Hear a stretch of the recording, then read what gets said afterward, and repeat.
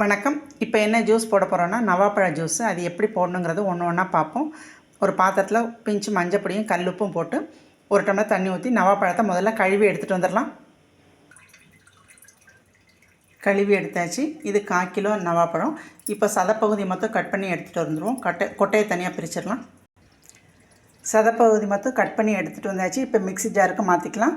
அதில் 2 இலை புதினா, சின்ன துண்டு இஞ்சி. நான் ஸ்வீட்டுக்கு கல்கண்டு போடுறேன். நீங்கள் எது வேணாலும் நாட்டு சர்க்கரையோ பனங்கற்கண்டோ ஜீனியோ போட்டுக்கலாம். அரை எலுமிச்சம்பழம் புழிஞ்சு விட்டு இப்போ மிக்சியில் அரைச்சிட்டு வந்துடலாம்.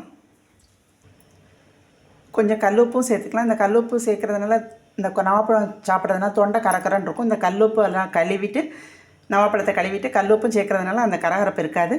இதை மிக்சியில் அடிச்சுட்டு அப்புறம் பார்ப்போம். தேவையான அளவு தண்ணி விட்டு அரைச்சிட்டு வந்துடலாம். மிக்சியில் அடிச்சுட்டு வந்தாச்சு. நான் ஃபில்ட்ரு பண்ணல, அப்படியே குடிக்கலாம். ஹெல்த்தியான ஜூஸ் ரெடி. உங்களுக்கு வேணும்னா ஐஸ் க்யூப் சேர்த்துக்கோங்க. பிடிச்சிருந்தா சப்ஸ்கிரைப் பண்ணுங்கள். நான்